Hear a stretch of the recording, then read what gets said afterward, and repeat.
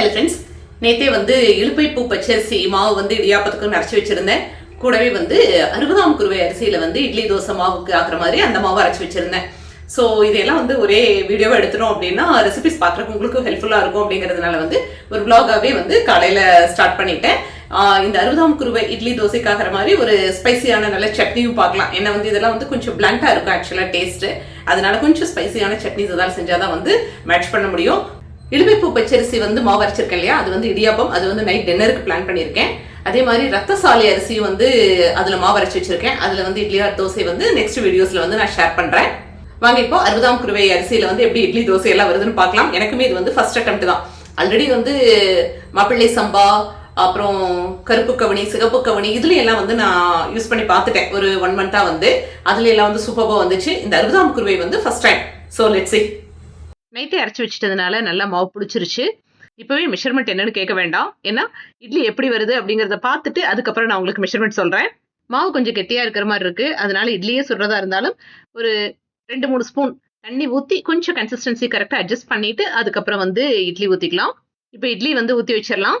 Normal இட்லிக்கு ஒரு 8லிருந்து 10 நிமிஷம் வேக வைப்போம் இல்லையா, இந்த இட்லி மாவு கொஞ்சம் திக்காகவும் இருந்ததுனால நான் ஒரு 3 to 4 மினிட்ஸ் எக்ஸ்ட்ராவாக விட்டு ஒரு 13-14 நிமிஷம் கழிச்சு இறக்கிட்டேன். இங்க நான் ஒண்ணு சொல்லி ஆகணும், இந்த மாதிரி பாரம்பரிய அரிசி வகைகள் எல்லாம் இருக்கு இல்லையா, இதுக்கெல்லாம் அதிகமான வீடியோஸ் ரெஃபரன்சஸ் கிடையாது.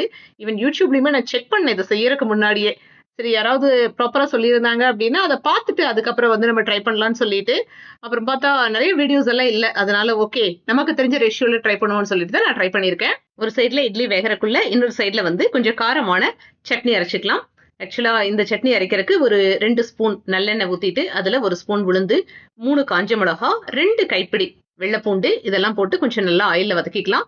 பூண்டோட கலர் கொஞ்சம் நல்லாவே டேர்ன் ஆகணும், லைட் ப்ரௌன் கலர்ல. அதுக்கப்புறம் அதுல 2 தக்காளியை சேர்த்துக்கலாம்.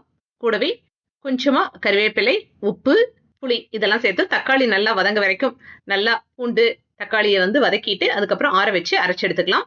தேவைப்பட்டா சட்னியை தாளிச்சுக்கோங்க. எனக்கு மறுபடியும் ஆயில் யூஸ் பண்றதுல இஷ்டம் இல்லை. அதனால நான் தாளிக்க கிடையாது, அப்படியே எடுத்து சர்வ் பண்ணிட்டேன். பூண்டு மட்டும் உரிச்சு ரெடியா வச்சிருந்தேன்னா ஒரு 5 நிமிஷத்துல இந்த சட்னி ரெடி. இதே மாவுல இட்லி மட்டும் இல்லாம தோசையும் ட்ரை பண்ணோம் அப்படின்னு எனக்கு தோணுச்சு. அதனால இட்லி வேகறக்குள்ள தோசையும் ட்ரை பண்ணி பார்த்திடலாம்.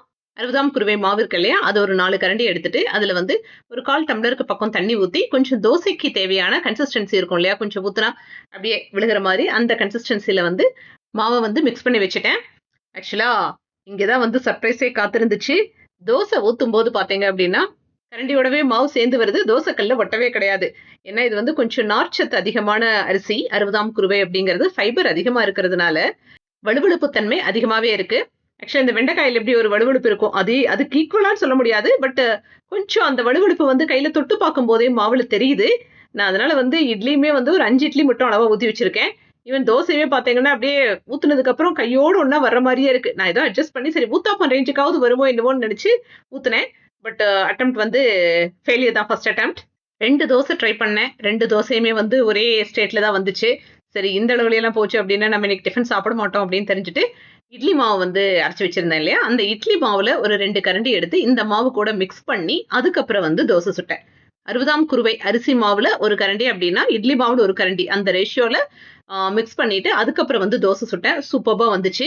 இட்லியுமே எடுத்ததும் அப்படியே பாக்குறதுக்கு அவ்வளோ நல்லா இருந்துச்சு. ஆனா தொட்டு பார்க்கும்போது எப்படி இருந்துச்சு அப்படின்னா கையோட ஒட்டுச்சு. சரி, ஒரு சமயம் சூடா இருக்கிறதுனாலதான் அப்படி இருக்கும்னு நினைச்சிட்டு நான் கொஞ்சம் நேரம் ஆற வச்சேன். ஆறுனதுக்கு அப்புறமும் பார்த்தா அது ஒன்றும் அவ்வளவு பெர்ஃபெக்டா எல்லாம் இல்ல, கொஞ்சம் நல்லாவே ஒட்டிக்கிற மாதிரி இருந்துச்சு. சாப்பிடும்போது இந்த பல்லையே ஒட்டும் இல்லையா, அந்த மாதிரிதான் இருந்துச்சு. மாவு சூப்பரா இருந்துச்சு. இட்லி பெர்ஃபெக்டா வெந்ததுக்கு அப்புறம் பார்த்தா அவ்வளோ நல்லா இருந்துச்சு, ராகி இட்லி மாதிரியே. ஆனா அந்த அரிசியோட டெக்ஸ்சர் ஃபைபர் அதிகமா இருக்கிறதுனால ப்ராப்பரா வரல இட்லியும். ஒரு வழியா இட்லி மாவு மிக்ஸ் பண்ணி அதுக்கப்புறம் தோசையெல்லாம் ஊற்றி தோசையெல்லாம் சாப்பிட்டுட்டு அதுக்கப்புறம் எனக்கு இந்த அரிசியெல்லாம் யாரும் சப்ளை பண்ணியிருப்பாங்க இல்லையா, அவங்களுக்கே ஃபோன் அப் பண்ணி நான் கேட்டுட்டேன். இந்த 60ஆம் குருவை நீங்க இட்லிக்கு ஆகும்னு சொல்லியிருந்தீங்க, பட் இட்லி இந்த மாதிரி இருக்குன்னு அவங்க சொன்னாங்க. இதுல கொஞ்சம் பச்சரிசி இல்ல இட்லி அரிசி ஏதாவது ஈக்குவல் ரேஷியோல கலந்து போட்டீங்க அப்படின்னா நல்லா வரும் அப்படின்னு சொன்னாங்க. நான் ஆக்சுவலா ஃபர்ஸ்டே அவங்க கிட்ட கேட்டு செஞ்சிருக்கலாம். பட் எதனால கேட்கல அப்படின்னா, நம்ம மறுபடியும் இந்த மாதிரி ஏதாவது சொன்னாங்க அப்படின்னா இந்த பிளெயின் அரிசியும் நம்ம மிக்ஸ் பண்ணி செய்யற மாதிரி இருந்தா இதோட கம்ப்ளீட் பெனிஃபிட் நமக்கு கிடைக்காது இல்லையா. அதனால நான் நம்மளே ஒரு முயற்சி பண்ணுவோம்னு சொல்லிட்டு தான் நானா அந்த மெஷர்மெண்ட்ஸ்ல ட்ரை பண்ணேன். அதனால எனக்கு இந்த ஃபெயிலியர் நடந்த மாதிரி உங்களுக்கு நடக்காம இருக்கணும் அப்படின்னா நீங்க யாராவது இந்த அரிசியை யூஸ் பண்ணும்போது 2 டம்ளர் இட்லி அரிசி யூஸ் பண்றீங்கன்னா 2 டம்ளர் 60ஆம் குருவை, அதுக்கு 1 டம்ளர் உளுந்துங்கிற ரேஷியோல ட்ரை பண்ணி பாருங்க. தோசைக்கு மட்டும் அப்படின்னு பிளான் பண்றவங்க பச்சரிசி யூஸ் பண்ணிக்கலாம். இட்லி அப்படின்னு பிளான் பண்றவங்க முடிஞ்ச அளவுக்கு இட்லி அரிசி இல்லைன்னா 5020 கூட நீங்க ட்ரை பண்ணலாம். ஏன்னா இப்போ வந்து தோசைக்கு வந்து கன்ஃபார்மா தெரிஞ்சிருச்சு இட்லி மாவு ஆட் பண்ணது வந்து தோசை பெர்ஃபெக்ட்டா வருதுன்னு சொல்லிட்டு இட்லியுமே இந்த தோசை பெர்ஃபெக்ட்டா வந்துச்சு அப்படின்னா இட்லியுமே வந்து அந்த அரிசி எல்லாம் ஆட் பண்ணும்போது ப்ராப்பரா வரும். 60ஆம் குருவையை நம்ம சிறுதானியங்கள் எப்படி வந்து மாவரைக்கிறோமோ இப்போ 1 டம்ளர் சிறுதானியம் அப்படின்னா ஒரு 1/2 டம்ளர்ல இருந்து 3/4 டம்ளர் அரிசி போட்டா மட்டும்தான் அதுல ப்ராப்பரா இட்லி தோசை வரும். இதுவும் அதே மாதிரி தான் ட்ரை பண்ணோம். தோசை வந்து அந்த இட்லி மாவு கூட மிக்ஸ் பண்ணி செய்யறோம் இல்லையா, அப்போ சூப்பராக வந்திருக்கு, நல்லா வந்திருக்கு. டேஸ்ட் பண்ணி பார்த்தரலாம் எப்படி இருக்குன்ட்டு.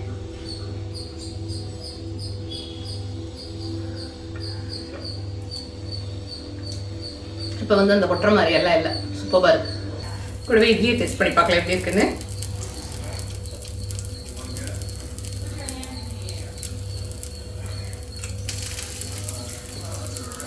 கொஞ்சம் ஸ்டிக்கியாக இருக்குது. நான் சொன்ன மாதிரி தோசைக்கு ஐடியா யூஸ் பண்ண முடியாது, அதே ஐடியா இதுக்கும் யூஸ் பண்ணோம்னா பர்ஃபெக்டாக ஒர்க் ஆகும்னு நினைக்கிறேன். நெக்ஸ்ட் வந்து இலுப்பை பூ பச்சரிசியில் வந்து சந்தகை இடியாப்பம்னு சொல்லுவீங்க. அதை வந்து வர மாவு இருக்கும், அந்த மாவில் வந்து தண்ணி ஊற்றி வந்து மிக்ஸ் பண்ணி நம்ம செய்வோம். ஆனால் இது வந்து எப்படின்னா மாவை வந்து அரைச்சி வச்சுட்டேன். ஒரு 1.5 டம்ளர் தண்ணி குடிக்கிற டம்ளரில் அந்த மாவு அரைச்சி வச்ச மாவை வந்து ஒரு 2லேருந்து 3 ஸ்பூன் ஆயில் ஊற்றி அந்த ஆயிலில் வந்து நல்லா வணக்கிக்கணும். கை தொட்டோம் அப்படின்னா கையில் வந்து மாவு பிசு பிசுன்னு ஆகாத அளவுக்கு வந்து நல்லா கெட்டியாக வந்து மிக்ஸ் பண்ணிக்கணும் ஆயிலே. ஒரு 10 நிமிஷம் ஆகும் லோ ஃப்ளேமில் வச்சு இந்த மாதிரி மாவு வந்து கரெக்டாக கெட்டியாகி வர்றதுக்கு. இப்போ நம்ம தொட்டு பார்க்கும்போது பார்த்தீங்கன்னா தண்ணியை தொட்டு கையில் வந்து ஒட்டக்கூடாது. இந்த ஸ்டேஜில் வந்து மாவு வந்து பெர்ஃபெக்ட் கோ ஃபார் சந்தகை. இந்த மாவையே இட்லி பாத்திரத்தில் அவிச்சிட்டு ஒரு 15 நிமிஷம் அதுக்கப்புறம் வந்து சந்தக மரத்தில் எடுத்தோம் அப்படின்னா ஒன்ஸ் ஃபார் ஆல் சாப்பிட்றதுக்கு டைரெக்டாகவே போயிடலாம். ஆனால் இப்போ வந்து நான் டைரெக்டாக என்ன பண்ணுறேன்னா இந்த மாவை இடியாப்ப அச்சில் போட்டு கரெக்டாக புழிஞ்சிட்டு அதை வந்து ஸ்டீம் பண்ணிக்கிற ஒரு 5 மினிட்ஸ். ஸோ இப்படியும் வந்து ஈஸியாக செஞ்சுக்கலாம். ஆக்சுவலாக கொஞ்சம் சூடாக மாவு இருக்கும் போதே எடுத்துரும் அப்படின்னா வந்து சூப்பராக வந்துச்சு இந்த இடியாப்ப அச்சிலேயே. ஏன்னா வந்து பெரிய மரத்தில் எடுத்தோம் அப்படின்னா சந்தக மரத்தில் வந்து அது பெருசு, கொஞ்சம் கழுவுறது இது எல்லாமே வந்து கொஞ்சம் கஷ்டம். நாங்கள் இருக்கிறதே 3 பேர், அதனால வந்து இதில் வந்து நான் ட்ரை பண்ணிட்டு இருக்கேன். இந்த ஒரு 2-3 டைம்ஸ் சந்தகையில் எடுக்கும்போது சூப்பராக வருது. யாரோ கேட்டிருந்தீங்க எனக்கு ஆக்சுவலாக இந்த அச்சை ஒரு 2-3 டேஸ் முன்னாடி வீடியோவில் போடும்போது இதில் சந்தகை எப்படி வருது காமிங்கன்னு சொல்லிட்டு. இந்த முறுக்கு அச்சில் கொஞ்சம் எண்ணெய் மட்டும் உள்ள தேங்காய் எண்ணெய் தடவிட்டு அதுக்கப்புறம் மாவு போட்டு எடுத்தது தான். சூப்பராக வந்துச்சு. சூடாக இருக்கும்போது வந்து எந்த கஷ்டமே இல்லாமல் வந்துச்சு. கொஞ்சம் ஆறும்போது கொஞ்சம் கெட்டியாக இருந்துச்சு. ஈவன் சந்தக மரத்தில் வந்து மாவு அப்படி கெட்டியாக இருக்கும்போது எடுத்தா அதுலேயும் இதே மாதிரி தான் வரும். கொஞ்சம் ஆறுறதுக்கு முன்னாடி கொஞ்சம் ஃபாஸ்ட்டாக எடுத்துட்டோம் அப்படின்னா வந்து ஈஸியாக வேலை முடிஞ்சுது.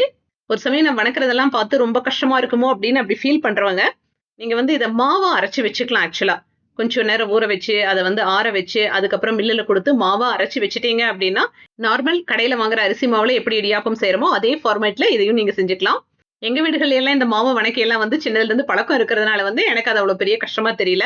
ஃபர்ஸ்ட் டைம் பார்க்கும்போது இவ்வளோ ஹார்டாக இருக்கா இந்த மாவு இந்த அளவுக்கு மிக்ஸ் பண்ணும்போது அப்படின்னு ஃபீல் பண்ணுறவங்க நீங்கள் அந்த மாதிரி பவுடர் பண்ணி யூஸ் பண்ணிக்கலாம். இன்னொரு பாயிண்ட் இங்கே ஆட் பண்ணி ஆகணும். இந்த பாரம்பரிய அரிசிகளோட ஷெல்ஃப் லைஃப் வந்து ரொம்பவே கம்மி, மற்ற அரிசி மாதிரி கிடையாது. நீங்கள் வந்து லாங் டைம் வச்சு யூஸ் பண்ணோம் அப்படின்னா நீங்கள் வந்து இந்த அரிசியெல்லாம் வந்து முடிஞ்ச அளவுக்கு ஜிப்லாக் கவர்ஸில் போட்டு ஃப்ரிட்ஜில் ஸ்டோர் பண்ணிக்கிறது பெட்டர். ஈவன் பவுடர் ஃபார்மில் பண்ணி இடியாப்ப மாவு புட்டு மாவு அப்படியெல்லாம் செஞ்சு வச்சுக்கிறதுனா கூட அதையுமே வந்து ஃப்ரிட்ஜில் ஸ்டோர் பண்ணுறது தான் வந்து பெட்டர்னு நான் சொல்லுவேன். ஏன்னா வந்து எனக்கு கொடுத்தவங்களுமே அதை தான் சொன்னாங்க. அதுக்கப்புறம் நிறைய பேர் கமெண்ட் செக்ஷனில் சொல்லியிருந்தாங்க நான் இந்த வீடியோ போஸ்ட் பண்ணும்போது இது வந்து நீங்கள் நல்லா காய வச்சு ப்ராப்பராக ஸ்டோர் பண்ணுங்க, இல்லைன்னா வந்து பூச்சியெல்லாம் சீக்கிரம் வந்துடும் சொல்லிட்டு. மேபி அவங்கெல்லாம் என்னை விட எக்ஸ்பீரியன்ஸ்டாக இருப்பாங்க, ஆல்ரெடி யூஸ் பண்ணி பார்த்து அதுக்கப்புறம் தான் சொல்கிறாங்கன்னு நினைக்கிறேன். ஸோ நானுமே இதெல்லாம் வந்து ஃப்ரிட்ஜுக்கு ட்ரான்ஸ்ஃபர் பண்ணிடலான் இருக்கேன். அதனால முடிஞ்ச அளவுக்கு குவான்டிட்டி வந்து கம்மியாக வாங்கி நம்ம யூஸ் பண்ணிக்கிறது பெட்டர். காலையில் 60ஆம் குருவையோட டெக்ஸ்சரை பார்த்து கொஞ்சம் பயந்துட்டேன், என்னடா இப்படி ஆயிடுச்சேன்னு சொல்லிட்டு. பட் டின்னருக்கு பண்ண இலுப்பை பூ பச்சரிசியோட சந்தகை இருக்கு இல்லையா, ஓசம். நான் எதிர்பார்க்கவே இல்லை, அவ்வளோ நல்லா இருந்துச்சு. இந்த சோள மாவோட ஸ்மெல் வரும் இல்லையா, அந்த மாதிரி இருந்துச்சு வாசனை கூட. அவ்வளோ நல்லா இருந்துச்சு. எங்கள் வீட்டில் வந்து நாட்டு சர்க்கரை, நெய், இல்லைன்னா வந்து வாழைப்பழம், சர்க்கரை இதெல்லாம் போட்டுமே சாப்பிட்ருவோம். தேங்காய் பால் வந்து பெர்ஃபெக்டாக மேட்ச் ஆகும். இல்லை இந்த சந்தகையை வந்து தாளிச்சு தான் சாப்பிடணும் அப்படின்னு ஃபீல் பண்ணுறவங்க கட்டாயமாக வந்து மிஸ் பண்ணாமல் தேங்காயில் தாளிச்சு சாப்பிடுங்க, இல்லைன்னா தக்காளியில், ரெண்டுமே வந்து பெர்ஃபெக்டாக போகும். ஏன்னா அதோட ஒரிஜினல் ஃப்ளேவர் இருக்கு இல்லையா அந்த ஃபுட்டோடது, அதை வச்சே நான் சொல்கிறேன் இந்த காம்பினேஷன்ஸ் வந்து பெர்ஃபெக்டாக போகும் அப்படின்னு. ரத்தசாலி மாவோட ரிசல்ட் என்ன அப்படிங்கிறத நெக்ஸ்ட் வீடியோவில் பார்க்கலாம். இந்த கஞ்சி வெரைட்டிஸ் எல்லாம் இந்த அரிசியில் நல்லாவே வரும். பட் குழந்தைங்க வந்து அதை எல்லாம் சாப்பிடுவாங்களா அப்படின்னா இல்லை. ஸோ அவங்களுக்காக நம்ம செய்யும் போது இந்த மாதிரி எல்லாம் தான் முயற்சி பண்ணி ஆகணும். இந்த பாரம்பரிய அரிசி வகைகள்ல நிறைய ஹெல்த் பெனிஃபிட்ஸ் இருக்கு. ஒவ்வொன்றும் வந்து அவ்வளோ அட்வான்டேஜஸோட இருக்கு. முடிஞ்ச அளவுக்கு நம்ம எங்கெங்கெல்லாம் ஃபுட்ல சேர்த்திக்க முடியுமோ அங்கெல்லாம் இதை வந்து சேர்த்திக்கலாம். ஆக்சுவலாக இந்த வீடியோ வந்து உங்களுக்கு எத்தனை பேருக்கு ஹெல்ப்ஃபுல்லாக இருக்கும் அப்படின்னு எனக்கு தெரியல. But it's my humble attempt. ஆக்சுவலாக அதை வந்து வாங்கினா பத்தாது, இது எப்படி செய்யறதுன்னு நிறைய பேர் கேட்டிருந்தீங்க. அதுக்காகவே வந்து எடுத்த வீடியோ தான் இது. ஹோப் உங்களுக்கு இது ஹெல்ப்ஃபுல்லாக இருந்திருக்கும்னு நினைக்கிறேன். ஒரு ஸ்மால் ரெக்வஸ்ட் உங்ககிட்ட இருக்கு. இந்த வீடியோவை பார்த்துட்டு உங்க ஃப்ரெண்ட்ஸ் அண்ட் ஃபேமிலி சர்க்கிள்ல யாருக்கெல்லாம் தேவைப்படுதோ அவங்களுக்கெல்லாம் வந்து இதை மறக்காம ஷேர் பண்ணி விடுங்க. பாரம்பரியத்தை முடிஞ்ச அளவுக்கு மீட்டெடுத்து எல்லாருமே கொஞ்சம் ஹெல்த்தியா இருக்கலாமே. தேங்க்ஸ் ஃபார் வாட்சிங்.